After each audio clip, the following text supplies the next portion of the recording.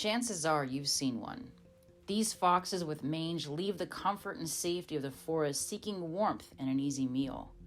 They are thin, their coats are patchy, and they are very, very itchy. But what exactly is mange? Can these guys survive without help? And if we are to help them, how should we go about it? Sarcoptic mange are actually microscopic mites that burrow under the skin of their hosts. This burrowing causes severe itching and leads to secondary skin and eye infections in the animal.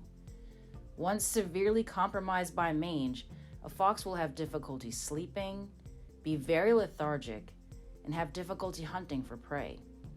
They will also have trouble maintaining their body temperature. This is why so many affected foxes come out into the sunlight during the day. They are simply trying to warm their bodies. But how do these animals get mange in the first place? Mange can jump directly from one host to another, or they can wait in an area where an animal with mange has been and find a new host when they walk by. Sarcoptic mange isn't just a problem for foxes either. People's domestic pets can get sarcoptic mange.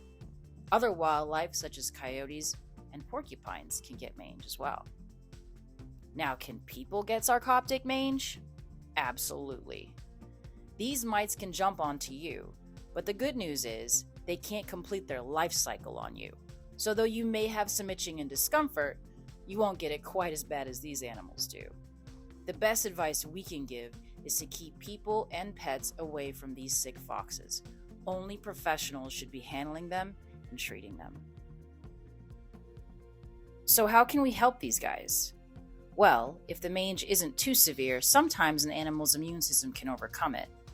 But if it's really bad and they've had the infestation for a while, chances are, without help, it will be fatal. In many states, trapping is illegal. We don't actually recommend trapping, as many traps are left unmonitored, and being left for hours in a small trap with nowhere to hide causes these foxes to be extremely stressed. This stress can wreak havoc on their already weakened bodies. There are some who would suggest leaving medication out for the animal and treating them in the wild. But the medication for mange has to be dosed appropriately and can be deadly to other pets and wildlife, so we don't recommend this. It's also important to note that many of these foxes aren't just dealing with mange. Most of them are dealing with a secondary skin infection that requires daily antibiotics. Some foxes also come in with secondary rodenticide poisoning from eating poisoned rats. That requires daily treatments as well. It's important that these animals be assessed by professionals to check their overall health so as to come up with the best treatment plan possible. So if we can't trap them and we can't treat them in the wild, how are we supposed to help them? Well, we know these foxes are coming close to people's houses looking for warmth and food. They often end up in people's garages or sheds.